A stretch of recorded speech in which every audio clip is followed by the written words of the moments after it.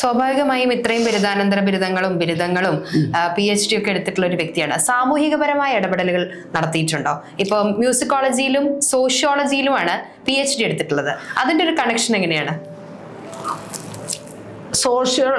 ആദ്യം മ്യൂസിക്കിൽ MA കോളേജിൽ ചേർന്ന് പഠിച്ചു. കാലിക്കറ്റ് യൂണിവേഴ്സിറ്റിയുടെ ഡിപ്പാർട്ട്മെന്റ് തൃശ്ശൂർ അർണാട്ടുകരയിൽ മ്യൂസിക് ഡിപ്പാർട്ട്മെന്റ് ഉണ്ട്.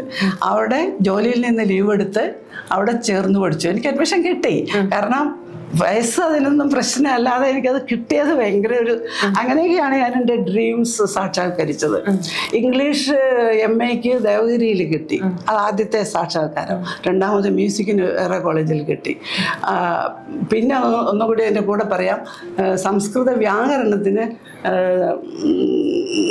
ശ്രീശങ്കര യൂണിവേഴ്സിറ്റി കാലടിയുടെ സെൻറ്റർ തിരൂരുണ്ടായിരുന്നു, അവിടെ കിട്ടി. അതും ഡെയിലി പോയി വരുന്ന, അതൊക്കെ അഡ്ജസ്റ്റ് ചെയ്ത് സ്കൂളിൽ നിന്ന് തൽക്കാലം ലീവ് എടുക്കും. അങ്ങനെ എൻ്റെ ലീവ് എടുക്കൽ അക്കാലത്ത് സാധിക്കുമായിരുന്നു, ഇന്ന് സാധിക്കില്ല എന്നൊക്കെ പറയുന്നുണ്ട്. അതുകൊണ്ട് ഒരു 10-15 പേരെ ഞാൻ മൂലം ജീവിതത്തിലേക്ക് കൊണ്ടുവന്നു. കാരണം ജോലി, ഈ ലീവ് വേക്കൻസി എടുക്കുമ്പോൾ അതിലേക്ക് ആരെങ്കിലും ജോലിക്ക് അവിടെ എടുക്കും. അത് കഴിയുമ്പോൾ അവർക്ക് അവിടെ പെർമനൻറ്റ് ക്ലെയിമായി, പിന്നെ പെർമനൻറ്റ് ജോലി കിട്ടി. അങ്ങനെ കാലിക്കറ്റ് ഗേൾസിൽ ഏറ്റവും കൂടുതൽ ലീവ് എടുത്ത ഞാനും എൻ്റെ പിന്നാലെ വന്ന കുറേ ടീച്ചേഴ്സ് അവർക്ക് ജീവിതവും കിട്ടി. അങ്ങനെ ഒരു അവസരം ഉണ്ടായിരുന്നു. അങ്ങനെ ഞാൻ ചോദിക്കുന്നത്, എപ്പോഴെങ്കിലും ഈ ഇപ്പോൾ പഠിച്ചിട്ടുള്ള വിഷയങ്ങളെ സാമൂഹികപരമായ എന്തെങ്കിലും രീതിയിലേക്ക് കൊണ്ടുവരണം എന്ന് തോന്നിയിട്ടുണ്ടോ? അല്ലെങ്കിൽ അത്തരം എന്തെങ്കിലും സേവന പ്രവർത്തനങ്ങൾ, സാമൂഹികപരമായ പ്രവർത്തനങ്ങൾ നടത്തിയിട്ടുണ്ടോ? സാമൂഹ്യപരമായിട്ട് ചെയ്തിട്ടുള്ളത്, ഒന്നാമത് സ്കൂളിൽ തന്നെ ഈ താല്പര്യമുള്ള കുട്ടികളെയൊക്കെ പിന്നെ അവരെ ഡാൻസ് പഠിപ്പിക്കുക. അതൊക്കെ സാമ്പത്തികമായി പിന്നോക്കം നിൽക്കുന്ന ഒരുപാട് അവിടെ സമ്പത്തിന് വേണ്ടിയല്ല, നമ്മളുടെ ഒരു എക്സ്ട്രാ ഡ്യൂട്ടി, നമ്മുടെ ഡ്യൂട്ടിയാണത്. അങ്ങനെ ഒരുപാട് ചെയ്തിട്ടുണ്ട്. ഒരുപാട് കുട്ടികളെ ഗ്രൂപ്പ് ഡാൻസ് പഠിപ്പിച്ചും പാട്ട് പഠിപ്പിച്ചും അങ്ങനെയൊക്കെ അവരെ അവതരിപ്പിച്ച് ജില്ലാ മത്സരങ്ങൾക്കൊക്കെ പോകില്ലേ. അപ്പം ഞാനൊരു സ്കൂൾ അധ്യാപിക ആകുമ്പോൾ എൻ്റെ സാമൂഹ്യ പ്രവർത്തനങ്ങൾ എൻ്റെ സ്കൂളിലേ പറ്റുള്ളൂ. പിന്നെ ബാക്കിയുള്ള സമയം വീട്ടിലല്ലേ. അപ്പം പുറത്തേക്ക് ഇറങ്ങാനായിട്ട് നമുക്ക് നമ്മുടെ അവസരവും ഇല്ല, ലിമിറ്റേഷനും ഉണ്ടാകും ആസ് എ വുമൺ. അത് കഴിഞ്ഞ് ആ കാലമൊക്കെ കഴിഞ്ഞപ്പോൾ പിന്നെ ഞാൻ തന്നെ കുറച്ച് ഇതുപോലെ നോട്ടീസൊക്കെ കൊടുത്തിട്ട് വീട്ടിലൊരു ഇൻസ്റ്റിറ്റ്യൂട്ട് പോലെയൊക്കെ തുടങ്ങി. അതിപ്പോഴും ചെയ്യുന്നുണ്ട്. ഒരു ആവശ്യമുള്ളവർക്ക് ഈ പറഞ്ഞ വിഷയങ്ങളിലൊക്കെ ആർക്കൊക്കെയാണ് ആവശ്യം അങ്ങനെ വരുന്നത്, മിക്കവാറും സംസ്കൃതം ഇപ്പോഴും എടുക്കുന്നുണ്ട്. ഒരു ട്യൂഷൻ പോലെ അവർക്ക് അങ്ങനെ അത് മുടങ്ങിയിട്ടില്ല. സംസ്കൃതത്തിന് കുട്ടികളെല്ലാം വലിയവരും ഒക്കെ വരുന്നുണ്ട്. മ്യൂസിക്കിന് ഇപ്പോഴും ആളുണ്ട്, ഡാൻസിന് ഇപ്പോഴും ആളുണ്ട്. അപ്പോൾ അവരെയൊക്കെ പഠിപ്പിക്കുന്നു. അത് പാവങ്ങളാണെങ്കിൽ അവരോട് ഒരു പൈസയൊന്നും വാങ്ങിക്കുന്നില്ല. നമുക്ക് സർക്കാർ റേഷൻ വാങ്ങാൻ തരുന്നുണ്ടല്ലോ.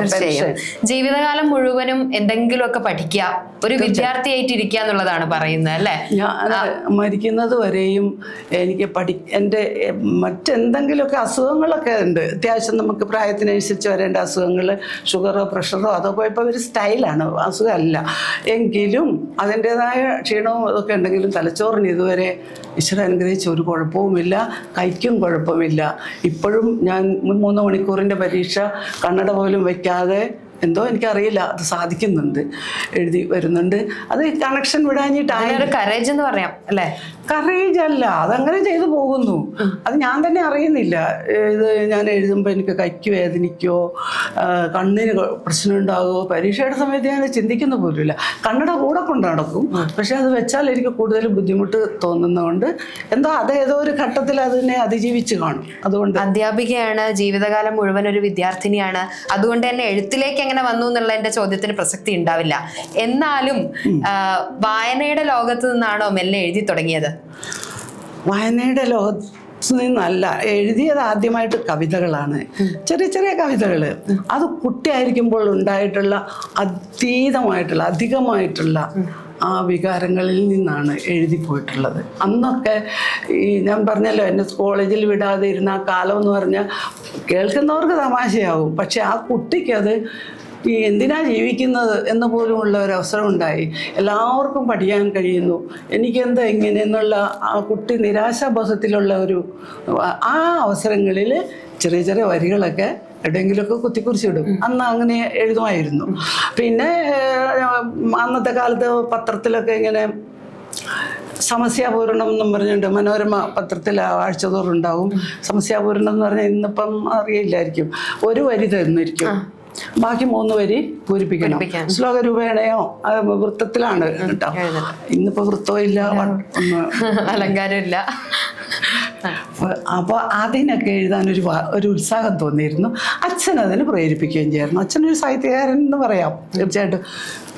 അതിൻ്റെതായ പ്രത്യേക ഡിഗ്രിയില്ല പഠനം, പക്ഷെ നല്ല അറിവുണ്ട് നന്നായിട്ട്. ആ കാലത്ത് അങ്ങനെയാണല്ലോ, വായിച്ചും പഠിച്ചും ഒക്കെ പഴയ കാലത്ത് ഒരുപാട് കവിതാ സമാഹാരങ്ങൾ പുറത്തിറക്കിയിട്ടുണ്ട് അല്ലെ. അതിൽ ഏറ്റവും ഓർമ്മയിൽ നിൽക്കുന്ന അല്ലെങ്കിൽ ഏറ്റവും പ്രിയപ്പെട്ട ഒരു കവിതയിലെ 2 വരികൾ പാടാൻ പറഞ്ഞാൽ?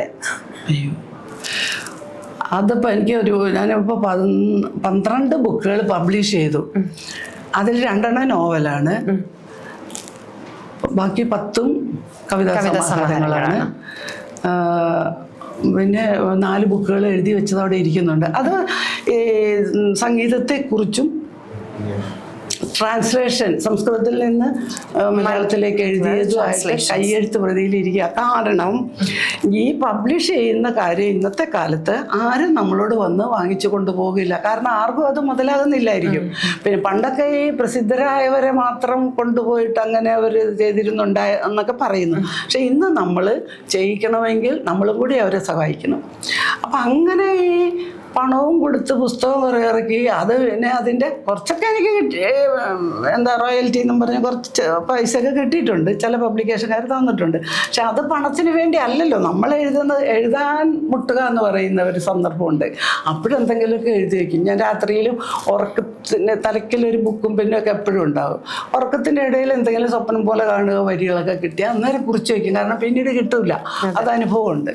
അപ്പം അങ്ങനെയൊക്കെ എഴുതുന്നത് ഞാൻ തന്നെ അങ്ങോട്ട് പബ്ലിഷ്. ഏതെങ്കിലും വരികൾ ഓർക്കുന്നുണ്ടോ? വരികളുടെ കാര്യം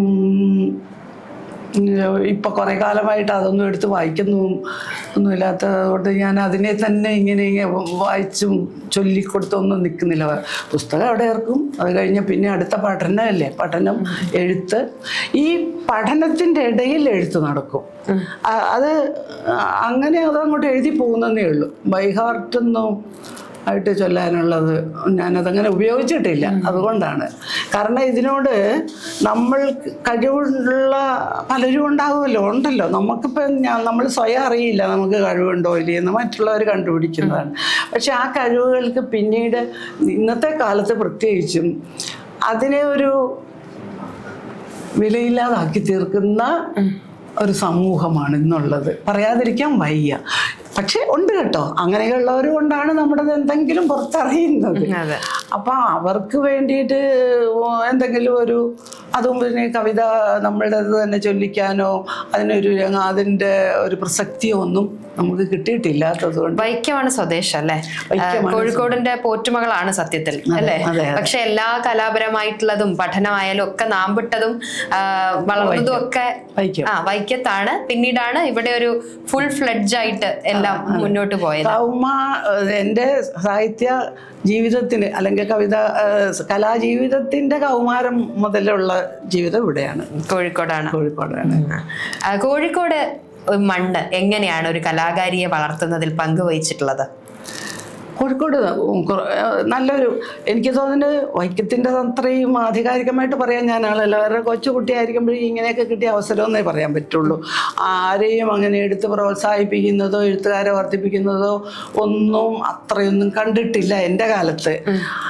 പിന്നെ കഴിവുണ്ടായി ഇങ്ങോട്ട് വരുന്ന യൂത്തെല്ലാം പറക്കുകയാണ്. അപ്പം അവിടെ പിന്നെ ബാക്കി ശിഷ്ടം വരുന്ന അവശിഷ്ടങ്ങളെ കാണുള്ളൂ. അതുകൊണ്ടായിരിക്കും എന്ന് ഞാൻ മനസ്സിലാക്കുന്നു. പിന്നെ കോഴിക്കോട് അതല്ല, കോഴിക്കോട് വന്നതിന് ശേഷം ഇതിനൊക്കെ നമുക്ക് പഠിക്കാനും അവതരിപ്പിക്കാനും അതിനെ മറ്റുള്ളവർ ഉൾക്കൊള്ളാനും ഒക്കെ ഉള്ളതായ ആൾക്കാരുണ്ട്, പ്ലാറ്റ്ഫോംസ് ഉണ്ടായി. പ്ലാറ്റ്ഫോംസ് ഉണ്ട്. പ്ലാറ്റ്ഫോംസ് മാത്രം അവിടെ ഇരുന്നാൽ ആവൂല, അതിൽ കയറ്റാൻ ആളും വേണം. അങ്ങനെയുള്ളതുണ്ടായത്. എനിക്കുണ്ടായതിനേക്കാളും എൻ്റെ മക്കൾക്കാണ് ഉണ്ടായത്. ഞാനും കൂടെ അതിനാക്കി കൊടുത്തു. അവരുടേതായ കുട്ടിക്കാലത്ത്, അതായത് സ്കൂളിങ്, +2 വരെയുള്ള, അല്ല പ്രീ ഡിഗ്രി, മൂത്ത മോളൊക്കെ പ്രീ ഡിഗ്രിയുടെ ലാസ്റ്റ് ബാച്ചാണ്. ആ കാലമൊക്കെ അവർ ഇവിടുത്തെ പ്രശസ്തരായ, പ്രശസ്തി എന്ന് ഞാൻ പറയുന്നത് വലിയ കാര്യമായിട്ടല്ല, പക്ഷെ അത് പ്രശസ്തി ആയിപ്പോയി ആ കാലത്ത്. നൃത്തത്തിൽ ഒക്കെ സ്റ്റേറ്റ് ലെവൽ വരെയും പോവുകയും മത്സരത്തിൽ വിജയിക്കലും പെർഫോമേഴ്സും പല പല ക്ഷേത്രങ്ങളിലും നാടുകളിലും ഒക്കെ പെർഫോമൻസിന് പോവുകയും ഇത് ചെയ്തിരുന്നതിൻ്റെ ഗുരുവായിട്ട് നിന്നത് കലാമണ്ഡലം സരസ്വതി, നമ്മുടെ MTയുടെ വൈഫ്. പിന്നെ അതിനുശേഷം അതിൻ്റെ ഹയർ സ്റ്റഡീസിനൊക്കെ ഞങ്ങൾ ടീച്ചറോടൊപ്പം തന്നെ ടീച്ചറെയും കൂടെ കൂട്ടിക്കൊണ്ട് നമ്മൾ മദ്രാസിലൊക്കെ പോയി ഹയർ സ്റ്റഡീസ് നൃത്തത്തിൻ്റെത് കുച്ചിപ്പുടി വൈശാഖിലൊക്കെ പോയിട്ട് ഞങ്ങളിങ്ങനെ തുടർന്നതോടുകൂടിയാണ് കേരളത്തിലൊരു ട്രെൻഡ് വന്നത്. പുറത്ത് പോയി ഐറ്റം പഠിക്കുക മത്സരത്തിന് വേണ്ടി, പിന്നെ അത് 10 മിനിറ്റായിട്ട് കട്ട് ചെയ്യുക. അത് കണ്ടു കഴിഞ്ഞപ്പോൾ പിന്നെ ബുദ്ധിമുട്ടായി. കുട്ടിക്കാലത്തുണ്ടായിരുന്ന ഒരു ദുരനുഭവങ്ങളാണ് പിന്നീട് പഠനത്തിലേക്ക്, ദുരനുഭവങ്ങൾ എന്ന് പറഞ്ഞുകൂടാ അല്ലേ, കുറെ തിരിച്ചറിവുകൾ അല്ലേ, അതാണ് പിന്നീട് പഠനത്തിലേക്ക് എത്തിച്ചതെന്ന് പറഞ്ഞു. പിന്നീട് ഒരു കുടുംബസ്ഥയൊക്കെ ആയതിനു ശേഷം ഭർത്താവിൻ്റെ ഒരു സപ്പോർട്ട് എങ്ങനെയായിരുന്നു? ആദ്യം പറഞ്ഞത് വാക്കിൽ നിന്ന് തുടങ്ങാം. ദുരനുഭവങ്ങളായിരുന്നു ഉണ്ടായത്. ശരിയാണ്, ദുരനുഭവങ്ങൾ ഉണ്ടായാലേ സദനുഭവങ്ങൾ പിന്നീട് ഉണ്ടാക്കാൻ പറ്റുകയുള്ളൂ. അപ്പോൾ ഒരിക്കലും നമ്മൾ ദുരനുഭവങ്ങളെ അതിനോട് വെറുക്കുകയും അത് വലിച്ചെറിയുകയല്ല ചെയ്യുന്നത്. അതിനെ എങ്ങനെ സദ്ദാക്കാൻ ശ്രമിക്കണം, അതിലേക്ക് ശ്രദ്ധ ഉണ്ട്. അതുപോലെ ഈ ദുരനുഭവങ്ങൾ ഉണ്ടാക്കുന്നവരോട് നമ്മുടെ സാമീപ്യവും അതുപോലെ വേണം. ഉള്ളിലിച്ചിരി വെറുപ്പെല്ലാം ഉണ്ടായിക്കോട്ടെ, എന്നാലും അവരെ ഒന്നും വെറുപ്പിക്കാതെ സ്നേഹത്തോടു കൂടി തന്നെ അവരോട് പെരുമാറി നിന്നാൽ പിന്നീട് അവർ നമ്മുടെ കാൽക്കൽ വരും. അത് അനുഭവത്തിൽ ഉണ്ടായിട്ടുണ്ട്. പിന്നെ ജീവിതത്തിലേക്ക് വന്നപ്പോൾ ഭർത്താവിൻ്റെ കാര്യം, ഭർത്താവിൻ്റെ അടുത്തുനിന്ന് സപ്പോർട്ട് എന്ന് പറഞ്ഞാൽ നമ്മൾ ആരും അത് പ്രതീക്ഷിക്കേണ്ടല്ലോ. തീർച്ചയായിട്ടും ഒരു പെണ്ണും അത് പ്രതീക്ഷിക്കരുത്. വളരെ കുറച്ച് ചിലരുണ്ട്, ഭാര്യയെ എനിക്ക് അങ്ങനെ കൊണ്ടാക്കണം അങ്ങനെ.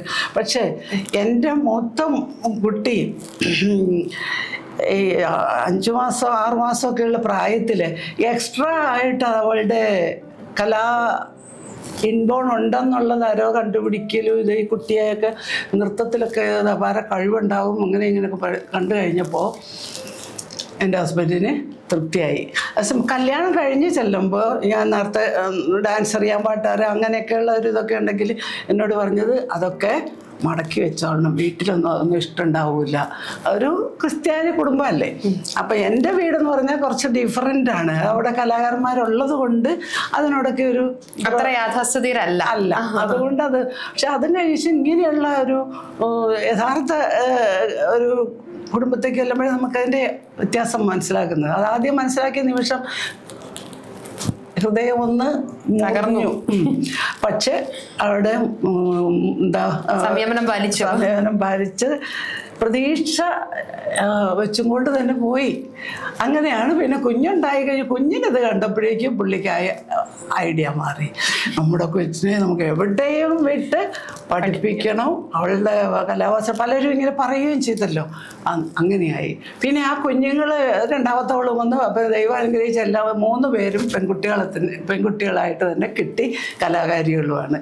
ഇവരുടെ കഴിവും അതൊക്കെ ഏകദേശം 4 വയസ്സായപ്പോൾ മുതലേ പുറത്തൊക്കെ ചുരുക്കത്തിൽ മക്കളോടൊപ്പം വളർന്നു എന്ന് പറയേണ്ടി വരും. അപ്പം മക്കളെ അത് പഠിപ്പിക്കാനും കൊണ്ടുപോകാനും അവരെ എൻകറേജ്മെന്റ് കൊടുക്കാനും ഒക്കെ ആയിട്ട് അമ്മയും കൂടെ പഠിച്ചോളുക അങ്ങനെ വരുമ്പോൾ അതിനുവേണ്ടി ഹസ്ബൻഡ് വളരെയധികം ശ്രമിച്ചിട്ടുണ്ട്, പ്രോത്സാഹനം തന്നിട്ടുണ്ട്. അങ്ങനെയാണ് ഇന്ത്യയുടെ പല ഭാഗത്തും ഞങ്ങൾ പോയിട്ടുണ്ട്. അവിടെയൊക്കെ ഈ നൃത്തത്തിന് വേണ്ടി ഉപരിപഠനത്തിന് വേണ്ടിയിട്ട് മക്കളെയും കൊണ്ടുപോയി. ആ കൂടെ ഞാനും പഠിച്ചു. പിന്നെയാണ് ഭരതനാട്യത്തിൽ ഞാൻ MA ഒക്കെ എടുത്തത്. തീർച്ചയായും ആർട്ടിഫിഷ്യൽ ഇന്റലിജൻസ് വിദ്യാഭ്യാസ മേഖലയിൽ കരുത്തായി വരുന്നൊരു കാലത്ത്, അതിന് തൊട്ട് മുൻപാണ് ഈ ഒരു പഠനകാലം, ടീച്ചറുടെ ഒരു പഠനകാലം അല്ലെ. അന്ന് വലിയ റെഫറൻസുകൾ വേണ്ടി വന്നിരുന്നു, ഒറ്റയ്ക്കെല്ലാം കൈകാര്യം ചെയ്യണം. ഇപ്പൊ നമുക്ക് വിരൽത്തുമ്പിലാണ് എല്ലാ വിവരങ്ങളും ഉള്ളത്. അപ്പം അതും ഇതും കൂടി കമ്പയർ ചെയ്യുന്ന സമയത്ത് എന്താ പറയാനുള്ളത്? വീട്ടിലെ ഭക്ഷണവും ഹോട്ടലിലെ ഭക്ഷണവും പോലെയുള്ള വ്യത്യാസമാണ് എനിക്ക് പറയാനുള്ളത്. കാരണം വീട്ടിൽ നിന്ന് നമ്മൾ ഉണ്ടാക്കുന്നതും കിട്ടുന്നതുമായ ഭക്ഷണം എന്ന് പറഞ്ഞാൽ നമുക്ക് ഇഷ്ടമുള്ളതുപോലെ നമ്മളുടെ ഇഷ്ടത്തിനനുസരിച്ച് ഉണ്ടാക്കുന്നു. അത് കുറച്ചായാലും കൂടുതലായാലും. ഹോട്ടലിൽ പോകുമ്പോൾ വിഭവങ്ങളുണ്ട്, പക്ഷെ നമ്മൾക്കത് മുഴുവൻ ഒരു പക്ഷേ ഇഷ്ടപ്പെട്ടെന്ന് വരില്ല. ഒരു നേരമൊക്കെ ഒന്ന് കഴിച്ചു. അവരുടെ രുചിയാണല്ലോ. അവരുടെ അതെ. അത് വല്ലപ്പോഴും ഒരു നേരം ഒരിക്കലൊക്കെ പോകാൻ കൊള്ളാം. നിത്യവും പോയാൽ നിങ്ങൾക്ക് ഇഷ്ടപ്പെടുമോ എന്നതുപോലെയുള്ള വ്യത്യാസം AI-ക്കുണ്ട്.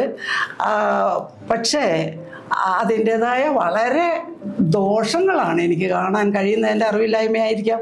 AI-യിലെ പഠനമൊന്നും ഞാൻ നടത്തിയിട്ടില്ല, ഇനി അതുകൊണ്ടാവാം. പക്ഷെ നമ്മുടെ തലച്ചോറ് വേണ്ടാതെ വേറൊരു സാധനത്തിൻ്റെ എന്താ വെച്ചിട്ട് പ്രവർത്തിച്ചാൽ നമ്മൾ പഠിച്ചു എന്ന് പറയാൻ പറ്റുമോ?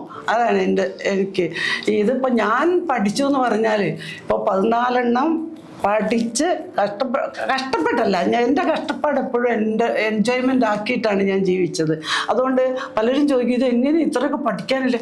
എനിക്ക് പഠിക്കാനുണ്ടല്ലോ എന്നുള്ളത് ഓർക്കുന്നത് ഇത് യുണീക്കായ ഒരു കാര്യമാണ് എനിക്ക് സമൂഹത്തോട് പറയാനുള്ളത്. ഇനി ഇത് കൂടെ കഴിഞ്ഞാൽ എനിക്ക് പഠിക്കാമല്ലോ. ആ ഒരു നമ്മൾ പണ്ടൊക്കെ സിനിമയ്ക്ക് പോകാമല്ലോ എന്നൊന്ന് പറയുന്നത് പോലെയുള്ള ഒരു സന്തോഷമാണ് എനിക്കുണ്ടായിരുന്നത്. അപ്പോൾ പഠിക്കാൻ അവസരം കിട്ടുക, ആ സമയത്തിരുന്ന് പഠിക്കുക, അതിനുവേണ്ടി ശ്രമിക്കുക. അതൊരു കഷ്ടപ്പാടല്ല, ആനന്ദമാണ് ആ കഷ്ടപ്പാട്. അങ്ങനെ ചെയ്തിട്ട് നമ്മൾ നേടിയെടുക്കുന്നതും. പിന്നെ നമ്മുടെ ആധുനിക കാലത്ത് പലതും കേട്ടിട്ടുണ്ട്. പഠിക്കാതെയും വിഷയം എന്താണെന്ന് അറിയാതെയും പലരും ഫേക്കായിട്ട് പൈസ കൊടുത്തിട്ട് ഡിഗ്രി വാങ്ങുന്നതും വാർത്തയിൽ കണ്ടിട്ടുണ്ട്.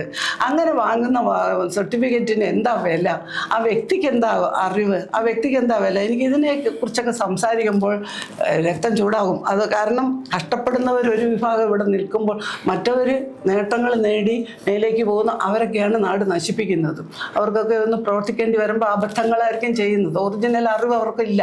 അങ്ങനെ വരുന്നത് ഈ വ്യത്യാസം AI-യിലും ഉണ്ട്. എളുപ്പമുണ്ടാകും, പക്ഷെ ചെയ്യാനൊക്കെ വല്ലതും വായിച്ച് പഠിച്ചിട്ട് ഉത്തരം കണ്ടുപിടിക്കുന്ന AI-നോട് ചോദിച്ചിട്ട് ഉത്തരം കിട്ടുന്നതും തമ്മിൽ എത്ര വ്യത്യാസമുണ്ട്. നമ്മുടെ തലയിലേക്ക് കയറിയോ വെറും ബൊമ്മയായി. അപ്പം ഇന്നത്തെ മനുഷ്യൻ തലച്ചോറ് ഇല്ലാതെ ഇങ്ങോട്ട് വരും. ഉണ്ടെങ്കിലും അത് പ്രവർത്തിപ്പിക്കേണ്ട വേറെ തരത്തിലാകുന്നു. അപ്പം അത് വെറും ബൊമ്മയായി മാറാനുള്ള ഒരു കാലമാണ് വരുന്നത്. ഭാഷയിൽ പോലും മെഷീൻ ലാംഗ്വേജ് കടന്നു വന്നു പോകും അല്ലേ? തീർച്ചയായിട്ടും. ഇന്നത്തെ അതിനെക്കുറിച്ചൊക്കെ പറഞ്ഞാൽ ഇന്ന് വാട്സാപ്പ് വന്ന കാലത്ത് തന്നെ നമ്മുടെ ഭാഷയെ നശിപ്പിക്കുകയാണ് ചെയ്യുന്നത്. അക്ഷരത്തെറ്റ്, എത്രമാത്രം അക്ഷരത്തെറ്റുകൾ, പ്രയോഗത്തെറ്റുകൾ, ഇതൊക്കെ ഒരുപാടുണ്ട്. അറിവുള്ളവരൊന്നും മാനിക്കുന്ന ആൾക്കാർ തന്നെയാണ് ഈ തെറ്റുകൾ. എന്നിട്ട് അതിനിപ്പോൾ എന്താ, ഉച്ചാരണം നിങ്ങൾ മനസ്സിലായോ? അതും മതി. ഫോർ എക്സാമ്പിൾ തിങ്കെന്ന് പറയുന്ന ഒരു വാക്ക് തിങ്കെന്ന് എഴുതിയാലും തെറ്റല്ല, മാർക്ക് കൊടുത്തോളണമെന്ന് ഞങ്ങൾക്ക് നിയമം തന്നതാണ് ഒരിക്കൽ വാല്യുവേഷന് പോകുമ്പോൾ. കുട്ടിയുടെ മനസ്സിൽ ഉണ്ടത്, അതുകൊണ്ട് കൊടുത്തോളണം എന്നതുപോലെ തെറ്റുകളെ ശരിയാക്കി കൊണ്ടുവരുന്ന കാലമാണ്. അതുപോലെ തന്നെ വലിയ തെറ്റുകളെ ശരിയാക്കി കൊണ്ടുവരുന്നതാണ് AI. തീർച്ചയായും. 15ഓളം ബിരുദാനന്തര ബിരുദങ്ങൾ, 2 PhD, 7ഓളം ഡിപ്ലോമകള്, ഇതിനൊക്കെ ഒരു തിലകക്കുറി എന്നോണമാണ് അംബേദ്കർ അവാർഡ് ലഭിക്കുന്നത് കേന്ദ്ര സർക്കാരിന്റെ അല്ലേ? കേന്ദ്ര സർക്കാർ ഡൽഹിയിൽ നിന്ന് എനിക്കത് എൻ്റെ അവാർഡ് കിട്ടിയത്. അവിടെ അന്ന് എനിക്ക് ഇതിന് സ്വീകരണം തന്നപ്പോൾ അവിടുത്തെ ഒരു മന്ത്രി തന്നെ, എക്സ് മന്ത്രിയോ, അദ്ദേഹം വന്ന് അപ്പോൾ കേരളക്കാരൻ ഒരാളുണ്ടായിരുന്നു. അദ്ദേഹം വലിയ അഭിമാനമായിട്ട് പ്രസംഗിച്ചു. ഇത് കേരളത്തിൻ്റെ അഭിമാനമാണ് എന്നൊക്കെ പറഞ്ഞ് എന്നെ പ്രസംഗിച്ചപ്പോഴേ ഇന്ത്യയിലെ തന്നെ ഏറ്റവും കൂടുതൽ ബിരുദാനന്തര ബിരുദം കരസ്ഥമാക്കിയിട്ടുള്ള ഏക വ്യക്തിയാണ്. ഏക വ്യക്തി എന്ന് പറഞ്ഞിട്ടാണ് എനിക്ക് ആദ്യം URF വേൾഡ് റെക്കോർഡ് കിട്ടിയത്. പിന്നീട് ഇങ്ങനെ വേറെ ആർക്കൊക്കെ ഉണ്ടെന്നൊക്കെ കേൾക്കുന്നു. അതുകൊണ്ട് വനിത എന്നാണ്. വനിത ഇപ്പം ഞാൻ കഴിഞ്ഞാൽ മഹാരാഷ്ട്രയിൽ ഇതിപ്പം നമുക്കിതിൻ്റെ ആവശ്യമില്ല അന്വേഷിക്കേണ്ടത്, അത് ആവശ്യക്കാരെ അന്വേഷിക്കട്ടെ. പക്ഷെ അതിൻ്റെ URFകാരൊക്കെ പിന്നീട് അന്വേഷിച്ചപ്പോൾ ഹൈദരാബാദിൽ, പിന്നെ ഗൂഗിളിൽ നോക്കുമ്പോൾ കിട്ടുന്നുണ്ട്. പിന്നെ ഹൈദരാബാദിൽ ഒരു പെണ്ണുണ്ട് 7 ഡിഗ്രി എന്തോ ഉള്ളത്, അതാണ് സെക്കൻഡ് ഞാൻ കഴിഞ്ഞിട്ടുള്ളത്. അങ്ങനെ വന്നതാണ്. അപ്പം അതിനകത്ത് പലരും ഇതിനകത്ത് വേറെ എന്നെ തന്നെ ഓൺലൈനിലൂടെ ചോദിച്ച് ഇതുകൊണ്ട് ഇപ്പം എന്താ നേടുക, മനുഷ്യന് എന്തെങ്കിലും സേവനം ചെയ്യുക എന്നുള്ളതാണല്ലേ. ഈ സേവനം ചെയ്യണമെങ്കിൽ നിൻ്റെ കയ്യിൽ പണം വേണ്ടേ? ദാനം ചെയ്യുന്നവരാരാ? തനിക്ക് താൻ ഉണ്ടാക്കുന്നത് തൻ്റെ കയ്യിലുണ്ടെങ്കിലേ ദാനം ചെയ്യാൻ പറ്റുള്ളൂ. തനിക്കില്ലെങ്കിലോ താനും പട്ടിണി അവരും പട്ടിണി. എന്താണ് ഈ ദാനധർമ്മത്തിൻ്റെ അർത്ഥം? ഇത് എന്നതുപോലെ നമ്മൾക്ക് പഠിച്ച് നേടിയെടുത്താലേ നമ്മൾക്ക് മറ്റുള്ളവർക്ക് കൊടുക്കാൻ സാധിക്കും. ഇന്ന് ഞാൻ എത്രയോ പേർക്ക് പൈസയൊന്നും ബാധകമാകാതെ എത്രയോ പേർക്ക് കൊടുക്കുന്നുണ്ട്. ഇടയ്ക്കിടയ്ക്ക് എനിക്ക് ഫോൺ വരും. റെഗുലർ ക്ലാസ് അല്ലാതെയും എനിക്ക് ഓരോ സബ്ജക്റ്റിനെ കുറിച്ച് സോഷ്യോളജിയിൽ സൗദിയിൽ നിന്ന് എനിക്കൊരു ചെക്കനുണ്ട്. അവൻ എപ്പോഴും എന്നോട് ഇങ്ങനെ ഓരോന്ന് ചോദിക്കും. ഞാൻ പറയും ഞാനതൊക്കെ ഡെയിലി ഇങ്ങനെ നോക്കണമല്ലോ. ചില ചോദ്യങ്ങൾ ചോദിക്കുമ്പോൾ ഞാൻ നോക്കിയിട്ട് തന്നെ പറയാമെന്ന് പറഞ്ഞിട്ട് നമുക്ക് കൊടുക്കുന്നു. ഇങ്ങനെ നമ്മൾക്ക് വിദ്യ കൊണ്ട് ധാരാളം നമുക്ക് സേവനം ചെയ്യാൻ പറ്റുന്നു. എത്രയോ പേർക്ക് പഠിപ്പിക്കുന്നുണ്ട്. അതൊക്കെ അങ്ങോട്ട് സാധിക്കണേ എന്നുള്ളതാണ്. സാധിക്കട്ടെ. എനിക്ക് ഇത്രയും സമയം ടീച്ചറോട് സംസാരിച്ചപ്പോഴും അതുപോലെ തന്നെ ഇനി ഒരുപാട് കാര്യങ്ങൾ പല വിഷയങ്ങളെ കുറിച്ച് സംസാരിക്കാൻ കഴിവുള്ള ഒരാളുടെ അടുത്താണ് ഞാൻ ഇരിക്കുന്നത്. പക്ഷെ നമുക്ക് ഒരുപാട് സമയപരിമിതി ഉണ്ട്. ടീച്ചറോട് സംസാരിച്ചപ്പോഴൊക്കെ എനിക്ക് തോന്നിയിട്ടുള്ള ഒരു വാക്ക് അല്ലെങ്കിൽ ഒരു വാചകം, അത് പ്രേക്ഷകർക്ക് ആ പോയിന്റ് വന്നിട്ടുണ്ടെന്ന് എനിക്ക് തോന്നുന്നു. ലവ് യുവർ സെൽഫ്, അല്ലേ? സ്വയം സ്നേഹിക്കുന്നതിൻ്റെ ഒരു ഭാഗമായിട്ടാണ് എല്ലാ പാഷനും എല്ലാ ആവശ്യമുള്ള എല്ലാം നേടിയെടുക്കാൻ ടീച്ചർ ശ്രമിച്ചുകൊണ്ടിരിക്കുന്നത്. എന്താണ് നമ്മുടെ പ്രേക്ഷകരോട് പറയാനുള്ളത്? അതൊരു വലിയ സത്യമാണ്. സെൽഫ് റെസ്പെക്റ്റ് ആണ് ഏറ്റവും ആവശ്യം. സെൽഫ് ലവ് എന്ന് പറയുന്നത് സെൽഫ് റെസ്പെക്റ്റ്.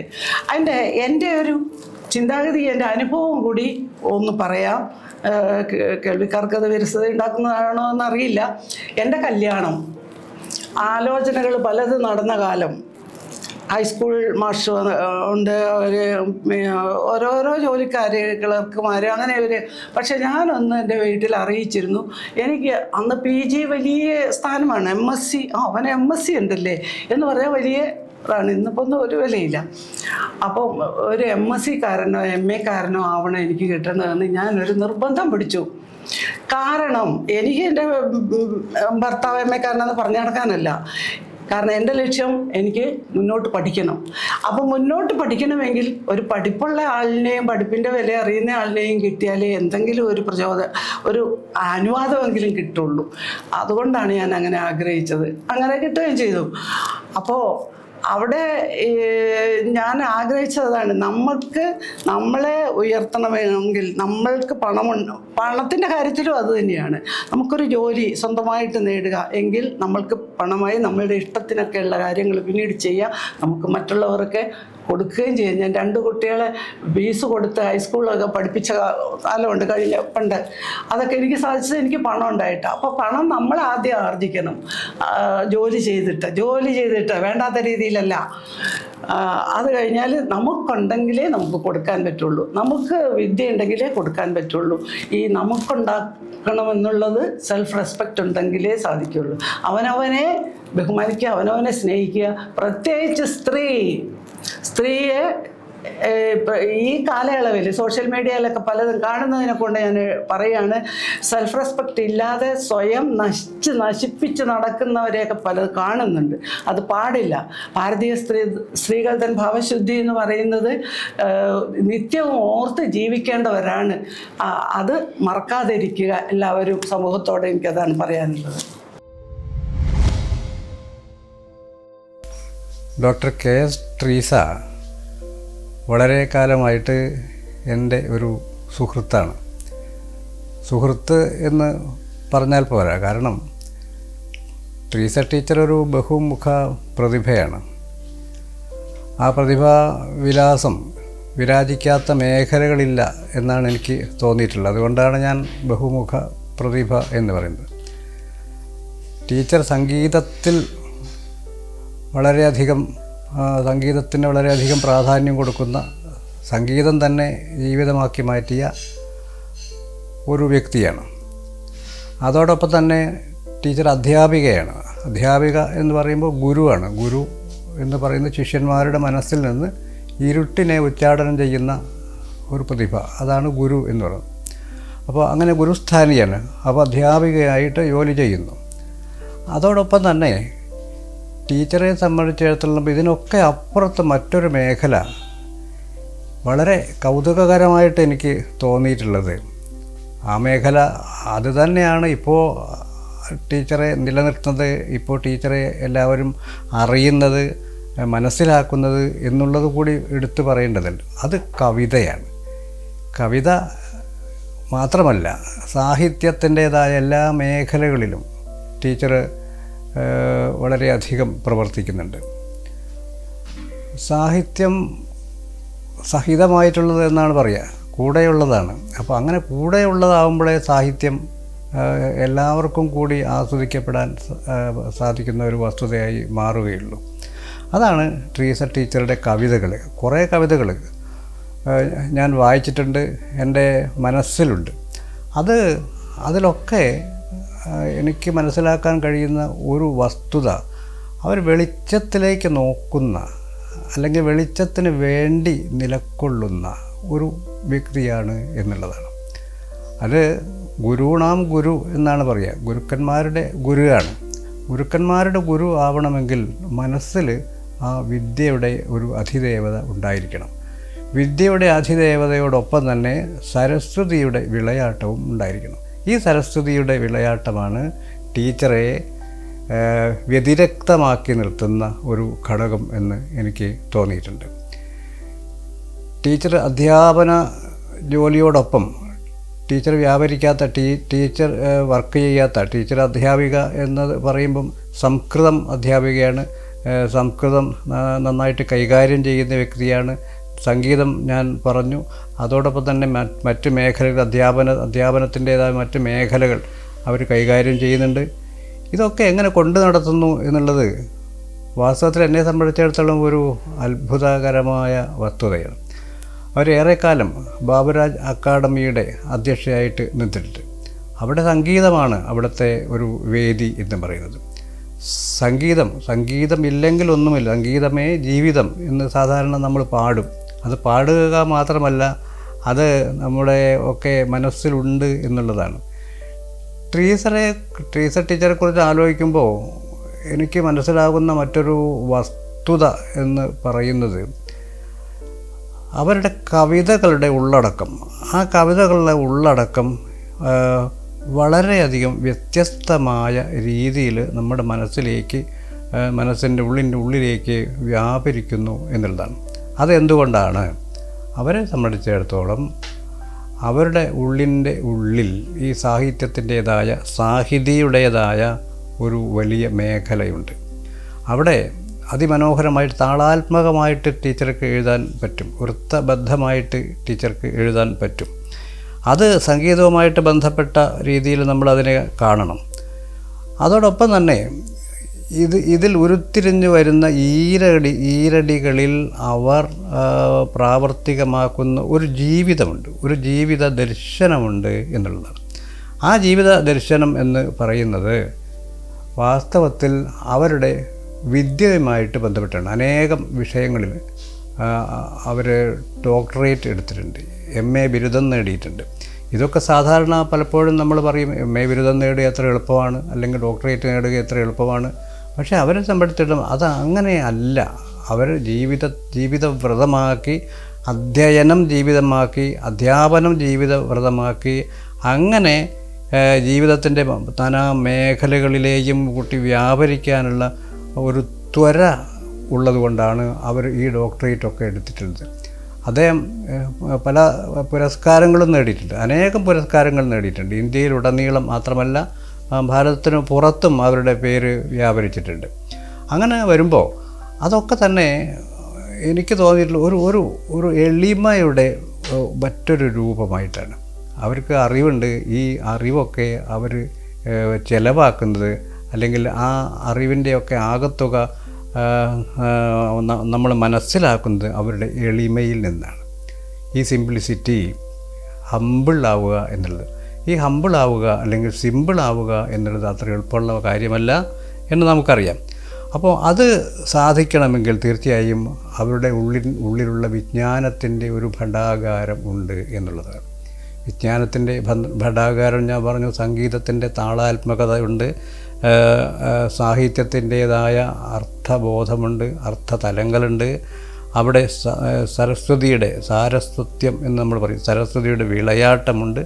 അങ്ങനെ വിളയാടുമ്പോഴാണ് വാസ്തവത്തിൽ ഒരു വ്യക്തി അല്ലാതായി മാറുന്നത്, അവിടെ സമൂഹത്തിൻ്റെ ഭാഗമായി മാറുന്നത്. ടീച്ചറെ സംബന്ധിച്ചിടത്തോളം പല രീതിയിലുള്ള ചാരിറ്റബിൾ പ്രവർത്തനങ്ങൾ അല്ലെങ്കിൽ സേവന പ്രവർത്തനങ്ങൾ അവർ ചെയ്തു വരുന്നുണ്ട്, ജീവിതത്തിലുടനീളം ചെയ്തിട്ടുണ്ട്.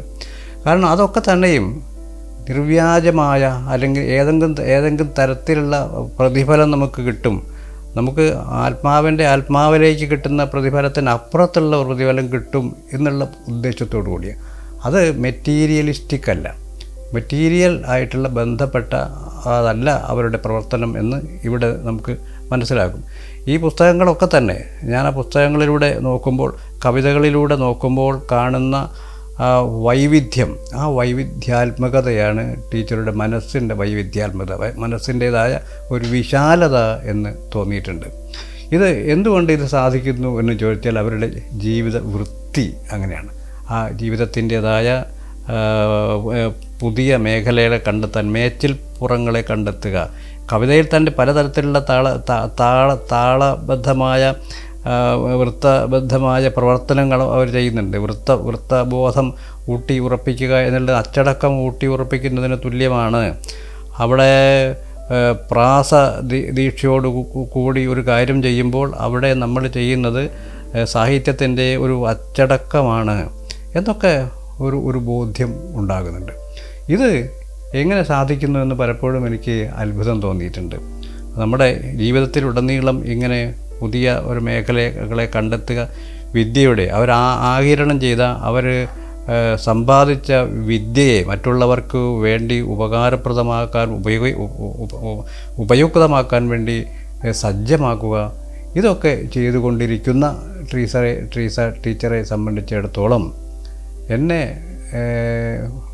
ബാധിക്കുന്ന അല്ലെങ്കിൽ എനിക്ക് ഏറ്റവും ഇഷ്ടപ്പെട്ട ഒരു ഘടകം എന്താണ് എന്ന് ചോദിച്ചാൽ ടീച്ചറുടെ പ്രസാദാത്മകതയാണ്. ഈ പ്രസാദാത്മകത ജീവിതവ്രതമാക്കിയ നമ്മുടെ ടീച്ചർ തീർച്ചയായും നമുക്ക് ഒരു മുതൽക്കൂട്ടാണ് എന്ന് എനിക്ക് തോന്നിയിട്ടുണ്ട്.